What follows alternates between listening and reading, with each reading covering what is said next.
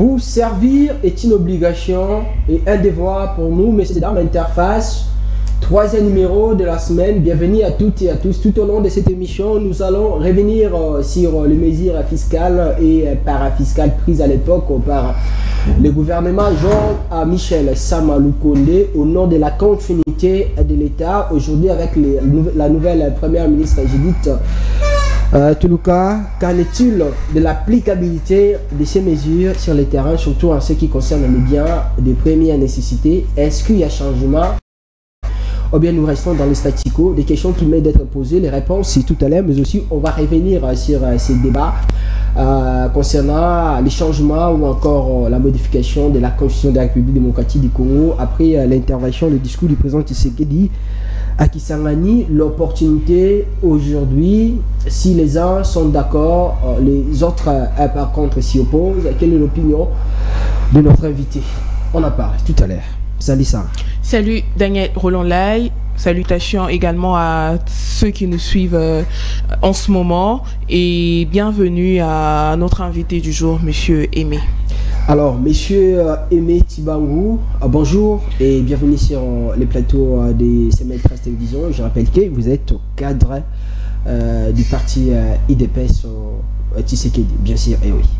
Bonjour, messieurs les journalistes. Merci beaucoup de m'avoir invité sur ce plateau. Alors, toujours avec la même philosophie de l'IDPS, Moniere, ça ne tombera jamais. Comme Papa Etienne. Ben, évidemment, nous suivons notre maître, celui qui a porté ce Moniere bien avant. Donc, nous sommes sur ses pas. C'est une identité justement, c'est Moniere. Est-ce que ça a une signification particulière? Oui, ça démontre la volonté de vaincre, de vouloir répondre comme il se doit aux besoins de la population. Est-ce qu'aujourd'hui, il y a toujours cette volonté-là de vaincre et de répondre favorablement aux besoins de la population? Toujours cette volonté-là continue au travers des différentes actions réalisées par le chef de l'État. Donc, nous le prouvons sur terrain. On va en parler certainement tout à l'heure. L'IDPS, comment se porte votre parti politique? Notre parti se porte bien, très bien, en dépit de quelques problèmes que les gens semblent constater sur terrain. Il y a une sorte de vitalité démocratique qui règne au sein de l'IDPS. Vitalité démocratique. Je parle de vitalité. Et on n'a jamais vécu une situation pareille dans notre pays. Nous étions habitués avec des autorités morales. Quand il y a un problème, l'autorité morale dit un mot et net, tout est résolu. Ce qui n'est pas le cas avec l'IDPS. C'est l'esprit démocratique qui règne au sein de ces partis depuis très très longtemps et c'est ce qui se passe à l'heure actuelle. Alors, c'est bien justement ce qui se passe à l'heure actuelle. D'entrée de jeu dans cette émission, avant de revenir sur les débats concernant les changements ou la modification de la Constitution, même si l'IDPS a son opinion, il a donné sa position à travers Augustin Kabouya, votre secrétaire général. Mais vous, certainement, vous avez aussi votre position qui peut être liée à celle ou ne pas être liée à celle de votre secrétaire. Mais d'entrée de jeu, dans cette émission, on commence d'abord par les mesures fiscales et parafiscales prises par le gouvernement Sama Lukonde aujourd'hui. Judith Tuluka est venue. Comme on dit toujours à Lingala, Maman Ndé Aïbara Kitunga, les Congolais s'y attendaient beaucoup concernant la manière de travailler de cette dame, surtout sur le terrain, sur le plan pratique, en ce qui concerne les biens des premières nécessités, un changement total. Mais aujourd'hui, ça semble ne pas être le cas. D'une manière générale, vous donnez d'abord votre avis concernant la manière de travailler de ces gouvernements, de Judith Tuluka, et surtout après les 100 jours de ces derniers. Oui, depuis l'arrivée de Maman Tuluka, nous avons constaté un certain nombre de changements dans notre pays. Moi, je commencerai par les taux d'échange. Nous observons depuis un temps la stabilité de ces taux d'échange, à moins que vous me démontriez le contraire. Pour preuve, vous pouvez sortir ici, vous verrez des tableaux où on mentionne des taux d'échange qui est resté stable pendant plus ou moins 2 mois depuis qu'elle est là. Donc, ça veut dire qu'il y a un travail qui est en train d'être fait et il faut louer ce travail-là. À part cela, il y a Maman Tuluka, le gouvernement a pris des mesures fiscales et parafiscales. Par le truchement du ministre de l'économie, nous avons tous suivi. Il y a au moins 9 produits qui ont été identifiés et on a mesures-là pour baisser les prix de ces produits. Et malheureusement, jusque-là, les prix ne baissent pas sur les marchés. Mais moi, je comprends le phénomène parce que quand on prend une telle mesure, il y a des commerçants qui avaient acheté des marchandises à un prix exorbitant. Vous êtes sans savoir qu'il y a augmentation des prix sur le marché mondial. Ça, c'est un fait réel, même si vous allez en Grande-Bretagne, au Canada, aux États-Unis, en France, partout, en Côte d'Ivoire, au Nigeria, en Afrique du Sud, vous trouverez que les prix des biens ont augmenté sur les marchés. Cette augmentation s'est fait de manière sans cesse. Donc, c'est pour dire que le gouvernement ne peut pas croiser les bras parce qu'il gère notre argent. Et il faudrait prendre des mesures pour atténuer ces chocs que nous observons sur le plan social. C'est la raison pour laquelle le ministre de l'économie a pris ces mesures-là et malheureusement, rien n'est fait, il n'y a aucune baisse que nous constatons actuellement sur le marché, à part les prix des produits pétroliers, parce que là aussi il y avait baisse. C'est toujours le gouvernement Mamadou Toloka qui est à la base. Il y a des mesures qui ont été prises. Nous avons suivi les pétroliers qui ont fait une réunion avec les ministres de l'économie. Ils ont posé les problèmes de subventions. Les ministres les rassurés. Cette baisse, voulais-je dire, au niveau international qui influence directement à la baisse ici en République. Oui, nous avons assisté aussi dans ces pays. Il y avait baisse sur le marché mondial, mais aucune baisse sur le marché, sur notre marché. On l'a constaté aussi. Ce qui n'est plus le cas. Donc, on est attentif. Je sais, quand on gère les finances publiques, il faut tenir compte de l'environnement international. Et le gouvernement Toloka en a tenu compte. On a baissé les prix. Je crois que d'ici là, peut-être, il faudrait, pas d'ici là, mais les ministres provinciaux, il faudrait qu'ils accompagnent cette mesure. Donc, il doit y avoir aussi baisse du prix des transports. C'est le cas exactement. Baisse de prix des transports. Ouais, ce qui n'est pas le cas parce que ça donne. Ce qui n'est pas encore le cas. Ouais. Vous parlez tout à l'heure de l'augmentation exagérée, justement, des mesures prises par Madame Toloka à travers le ministre de l'économie, le professeur Daniel Mukoko Samba. Mais quand on prend des mesures comme ça et sur le terrain, il n'y a pas de changement.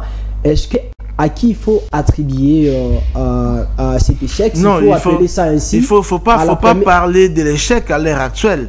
Les mesures ont été prises. Il faut vous mettre dans l'environnement économique. Il y a des grossistes, il y a des commerçants qui effectuent leurs affaires, qui ont acheté des marchandises avant ces mesures-là.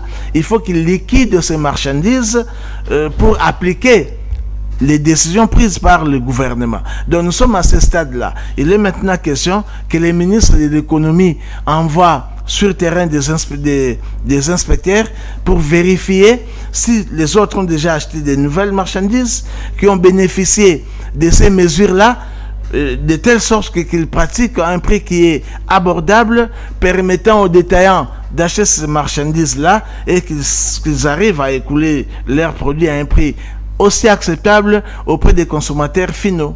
Vous êtes économiste, mais ce mesure devrait produire des résultats à l'extrémisme. Il compris quand ça prend beaucoup de temps comme ça, ça influe aussi. Non. Là, c'est très mal voir les choses. Quand on prend une mesure aujourd'hui, les résultats, c'est pas du jour au lendemain. Il faut permettre à ces opérateurs économiques, il faut savoir qu'ils ont acheté des marchandises avant que vous preniez votre mesure. Vous avez pris les mesures, d'accord, il faut leur laisser le temps de liquider la quantité de marchandises qu'ils ont achetées bien avant, les stocks qu'ils avaient avant. C'est-à-dire que plus tard, 1 mois ou 2 mois peut-être, on commencera à vivre les effets bénéfiques de ces mesures. Là, ça risque de nous prendre même une année. Ça ne nous prendra pas une année, je ne crois pas. D'ici là, vous allez vivre cela. Mais déjà, au niveau du gouvernement, le travail a été fait. Mais c'est ça le même problème. Ça veut dire nous restons dans ces statu quo. À l'époque de Sama Lukonde aussi, je m'en souviens, il y avait ces genres des mesures qui ont été prises par son gouvernement, mais sur les terrains, même en ce qui concerne les contrôles des inspecteurs, ça posait un problème. Je crois bien que tu as suivi le ministre de l'économie. Il est même prêt à, comment dirais-je, à expulser. Il va demander au gouvernement qu'on expulse les opérateurs économiques qui ne vont pas obtempérer.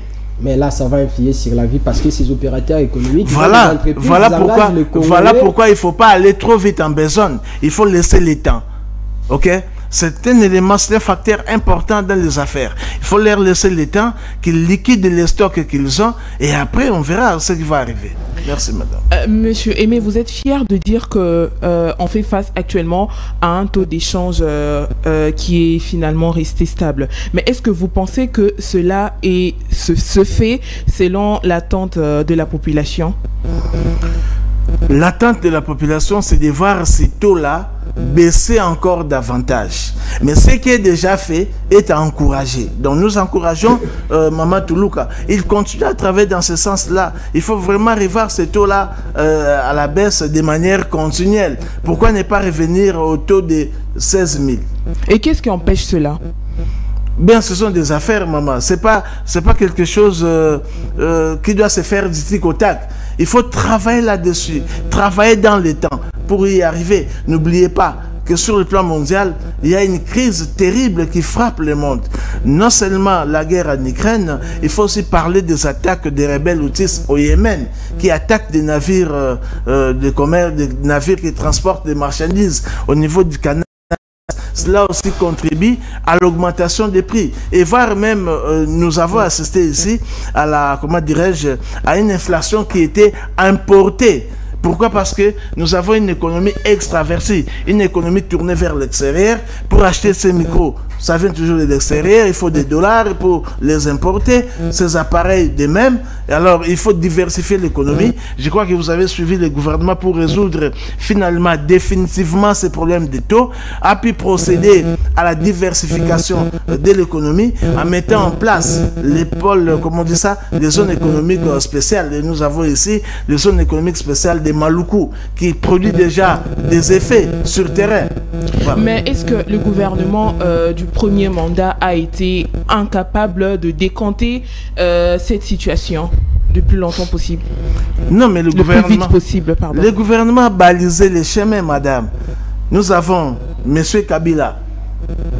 Il a créé sur évidemment des zones économiques spéciales.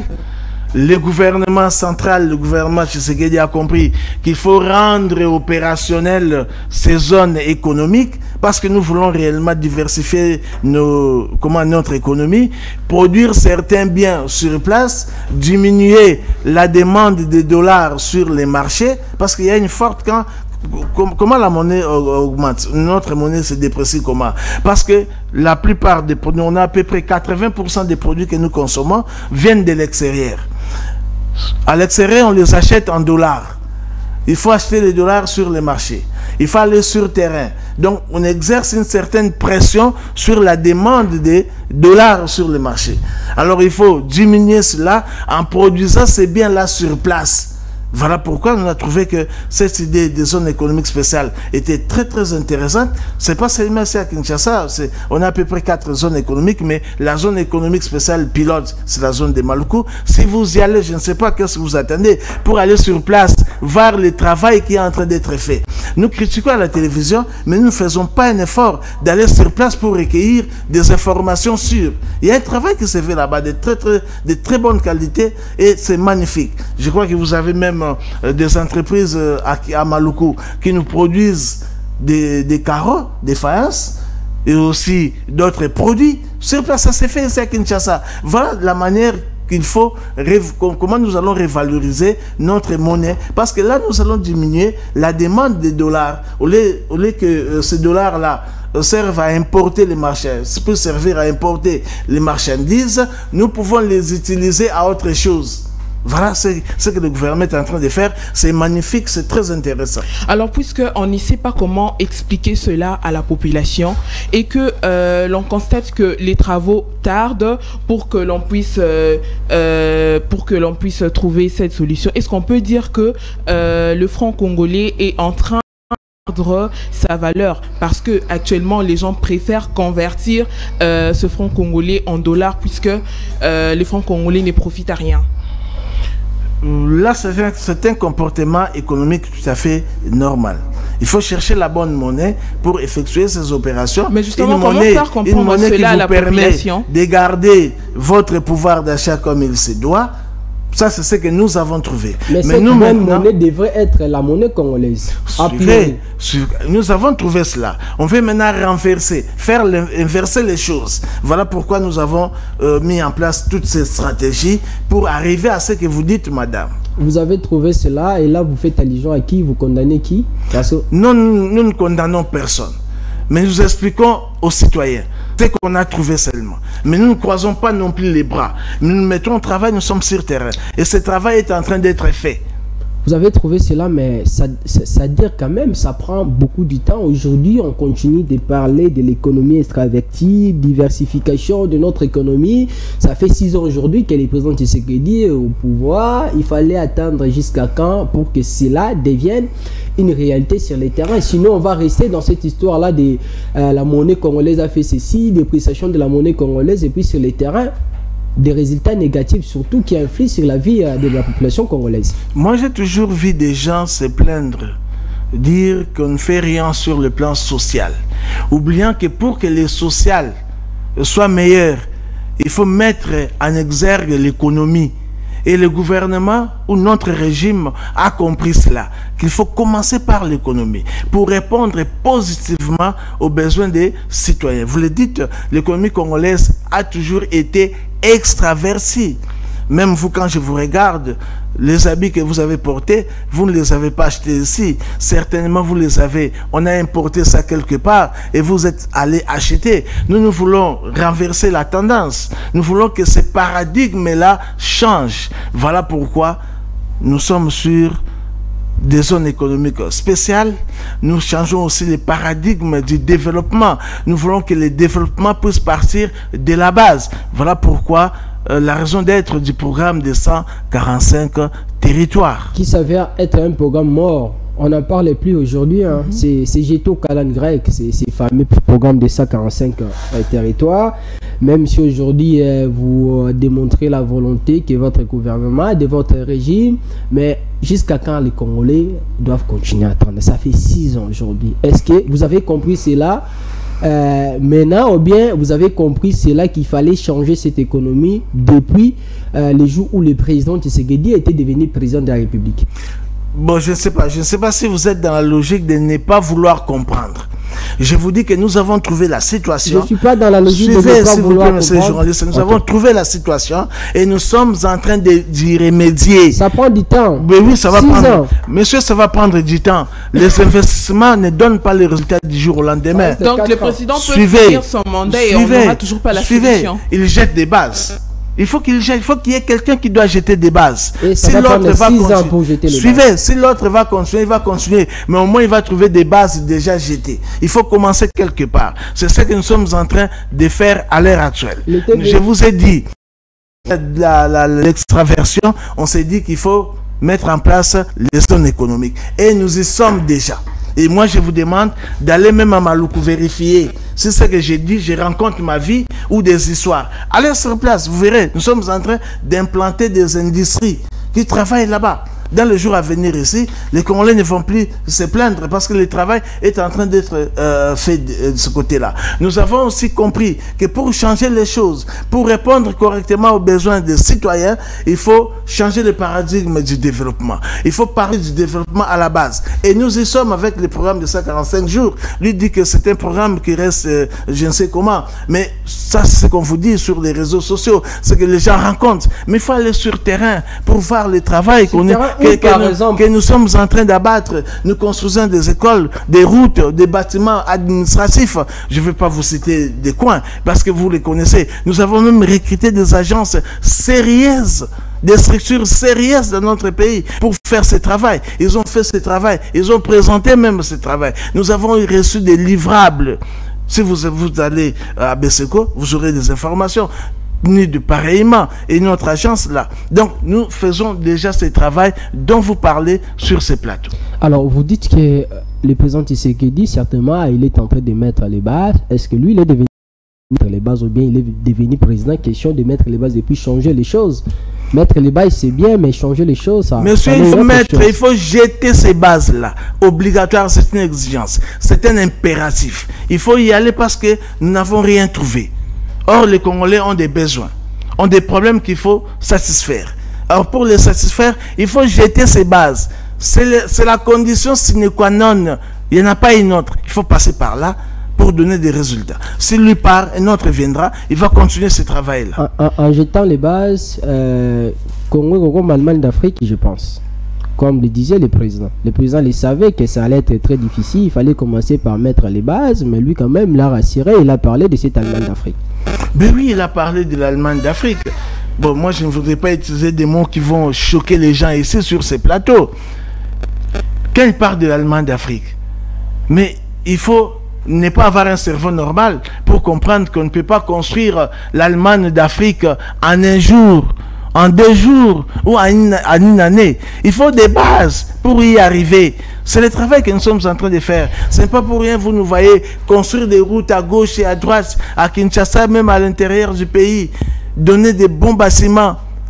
Quand en 6 ans, le président Tshisekedi n'a pas pu construire cette Allemagne d'Afrique, on ne peut pas, construire cette Allemagne d'Afrique dans 6 ans. Il faut comprendre cela en termes de processus.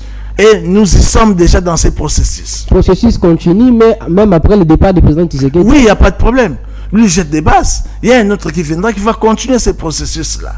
Mais au moins, il fallait les faire en amont. Mais vous dites que vous n'avez rien trouvé dans ce pays lorsque le président Tshisekedi a fait son arrivée. Mais le président Kabila avait déjà jeté une base. Un projet d'ailleurs de la gratuité de l'enseignement. Bon, je ne sais pas si moi j'ai dit qu'on n'a rien trouvé. Oui. Parce que si nous disons qu'on n'a rien trouvé, c'est que la RDC n'existait plus. La RDC existait. Le président Kabila a commencé par... le programme de gratuité, ce n'est pas le président Kabila. Ça se trouve dans notre constitution. Tshisekedi est venu seulement matérialiser cela. Donc Tshisekedi n'a rien inventé. Il a concrétisé et puis bien, nous continuons ainsi. Alors, c'est bien. On va parler de cette histoire, de ce débat concernant la Constitution. Mais avant tout, je suis quand même curieux de vous poser cette question. Vous êtes content de la manière du nouveau gouverneur de Kinshasa, qui est de votre parti politique UDPS, Daniel Bumba? Bon, Daniel Bumba vient à peine d'arriver. Il a trouvé ce qu'il a trouvé. Et il se bat à sa manière pour résoudre les problèmes. Je suis d'accord avec tous ces actes qu'il est en train de poser et je parie fort d'ici là, les choses vont redevenir normales. Alors, revenons-en. Débat sur les changements ou la modification de la Constitution. Vous avez suivi les opposants, les gens de la société civile, la majorité des gens qui s'y opposent à ces débats relancés par le président Tshisekedi à travers son discours à Kisangani. L'IDPS a donné son opinion. D'ailleurs, Augustin Kabouya qui avait commencé à ces débats-là concernant la modification des changements de la Constitution. Quelle est votre opinion par rapport à ce que certaines personnes pensent? Vous êtes de ceux qui pensent aujourd'hui que la Constitution congolaise doit être modifiée, ou bien du côté de ceux qui parlent du changement total et global de cette Constitution? Je suis parmi des gens qui pensent qu'il faut changer cette Constitution. Je suis parmi ces gens-là. C'est vrai, le président Tshisekedi l'a dit clairement, cette fois-ci, que nous avons besoin de constitution. Ce qui est normal, vous êtes sans savoir que l'IDPS n'a jamais voté cette constitution. Nous étions contre, nous avons même marché. Il y a même des combattants qui ont été tués à cause de cela. Donc nous avons été, nous n'étions pas d'accord avec cette constitution que nous appliquons actuellement dans notre pays. Donc c'est tout à fait normal. Pas d'accord avec ça, mais l'IDPS à l'époque de Kabila a refusé catégoriquement que Kabila puisse parler de la modification de cette constitution. Apparemment aujourd'hui vous revenez ainsi c'est la même manière de voir les choses. C'est là où vous confondez les choses. Pourquoi l'IDPS s'est opposé? Kabila voulait revoir la constitution pour prolonger son mandat. C'est ce qu'on ne voulait pas à l'époque. Ça donne l'impression d'y être avec l'IDPS aussi aujourd'hui. Oui, ça donne l'impression. Ce n'est qu'une intention. Donc les gens discutent, ils rencontrent des histoires sur l'intention. Nous l'avons constaté qu'il voulait réellement prolonger pour preuve. Il a bénéficié de 2 ans de transition. C'est prévu nulle part dans la Constitution. Donc c'est une preuve claire et patente que ce monsieur voulait modifier pour prolonger. C'est pourquoi l'IDPS s'était opposé. C'est pourquoi même Augustin Kabouya disait que l'IDPS a ça la remise et reprise car on a Nanzambe. Monsieur, quand on fait la politique, c'est pour conquérir le pouvoir. Quand vous arrivez à conquérir, il faut l'exercer le plus longtemps possible. Donc, ce langage d'Augustin Kabouya s'inscrit dans cette logique-là. Donc, ce n'est pas un problème. Est-ce que vous n'avez pas l'intention aujourd'hui de changer cette constitution, question de permettre encore au président Tshisekedi de postuler et puis de rester le plus longtemps que possible au pouvoir? Il y a des histoires inacceptables dans cette constitution. Vous êtes d'accord avec moi? Même des gens qui vous disent qu'ils ne veulent pas cette modification ou ce changement, ils sont d'accord avec nous qu'il faut changer cette constitution. Là où les bas blessent, c'est l'article 220. Qui ne veut pas qu'il y ait un troisième mandat. C'est là où les bas blessent. Tous les débats qu'on rencontre ici, tous les tralala qu'on rencontre, tournent autour de ce problème-là. Si un jour Tshisekedi se lève et dit on ne va pas modifier 220, vous ne verrez plus de débats sur le changement de la Constitution. En quoi cette Constitution bloque le gouvernement congolais de terminer cette histoire des embouteillages à Kinshasa? En quoi? En quoi, par exemple, cette Constitution bloque aujourd'hui les gouvernements congolais de travailler pour finir cette histoire des embouteillages à Kinshasa? Mais ça m'étonne quand les gens rencontrent de telles salades. C'est vraiment triste. Ce sont des salades. Vraiment des salades. Nous parlons de la Constitution. Ça vient faire quoi l'impio dans cette histoire de la Constitution? Mais c'est la vie sociale. Suivez, monsieur, suivez. Ça vient faire quoi cette vie sociale dans cette histoire de la Constitution? Moi, je dis bien, ce sont des salades. Les gens savent pourquoi ils ne veulent pas. C'est l'article 220, point barre. L'opportunité aujourd'hui dans ces changements, si c'est révision de la Constitution, c'est quoi? Est-ce que c'est le moment? C'est le bon moment de les faire? Vous trouvez normal? Vous savez pourquoi le M23 est en train de nous faire la guerre? Parce qu'ils estiment être une minorité. Alors que nous devons les protéger. Vous pouvez comprendre que dans un pays où nous avons 450 ethnies minoritaires, on nous parle encore des minorités à protéger dans cette constitution. Vous trouvez ça normal? On doit changer la constitution. C'est inacceptable. Ici, il n'y a pas des ethnies, des tribus. Nous sommes à 450. Nous tous minoritaires. Mais ce n'est pas ce qu'on a dit. Vous trouvez normal que dans cette constitution, on nous dit qu'on doit céder la souveraineté? On ne fait pas allusion à la propriété du sol et sous-sol? Vous trouvez ça normal? C'est pourquoi il fallait la modifier quelques articles de la changer. Le président va mettre en place une commission. Si la commission estime, elle va réfléchir. Si elle estime qu'elle doit réviser quelques articles, tant mieux. Si elle estime qu'elle doit modifier toute la constitution, elle va nous avancer des raisons. Donc, moi, je ne vois aucun problème. Et puis, en plus, parce que vous avez parlé du délai, nous allons soumettre cette constitution au référendum. Le peuple va se prononcer. Ce n'est pas seulement une affaire des politiciens entre eux.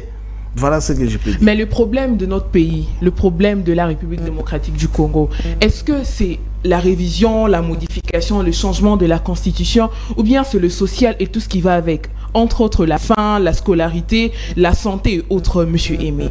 Oui, mais vous savez, madame, les gens disent que... faut voir la mentalité des citoyens. Au Congo, quand ça ne va pas, on vous dit président de la République. OK? Et quand ça va, on dit, ah, oui, c'est le gouvernement de Salé. Je ne sais pas si vous avez déjà, vous avez analysé cette mentalité. Donc, nous sommes dans une société où on ne voit que le président. Or, notre régime, le garant de la nation. Suivez, notre régime, c'est un régime semi-présidentiel. Donc, le président seul ne décide pas. Mais on lui fait porter le chapeau de toutes les bêtises. Mais tout simplement parce qu'il n'est pas entouré des bonnes personnes qui n'ont pas cette capacité. Suivez, madame, nous voulons avoir un régime présidentiel. Les gens disent que, vous savez, quand le gouvernement le président était élu, les gens ils ont fait une comparaison avec le Sénégal. Ils ont dit, Macky Sall, on l'a nommé, 6 jours après, il a nommé son premier ministre. Mais à RDC, pour nommer le premier ministre, ça nous a pris combien de temps? Plus de 6 mois. Vous trouvez ça normal? Mais c'est à cause de cette constitution. Et là, vous parlez du social qui va répondre aux attentes des citoyens en ce moment-là. Vous trouvez, madame? C'est pourquoi nous voulons qu'il y ait un régime présidentiel. où le président doit décider, il peut nommer ce qu'il peut nommer, il prend des décisions, comme ça il sera pleinement responsable vis-à-vis de son peuple. Mais si la population n'ont Dieu que sur les présidents de la République, c'est tout simplement parce qu'ils constatent que ceux-là qui sont habilités pour travailler avec le président Tshisekedi ne font rien. Raison pour laquelle les yeux sont tournés vers le président, car c'est lui le garant de la nation. Maintenant, nous voulons que cela soit global, effectif, que le régime devienne présidentiel. Point trait. Comme ça, quand on va à l'indexer, on dit non, président, c'est vous. C'est vous qui êtes à la base. Parce que vous n'avez pas délégué le pouvoir à qui que ce soit. Voilà ce que vous faites. La population réclame. C'est ce que nous voulons.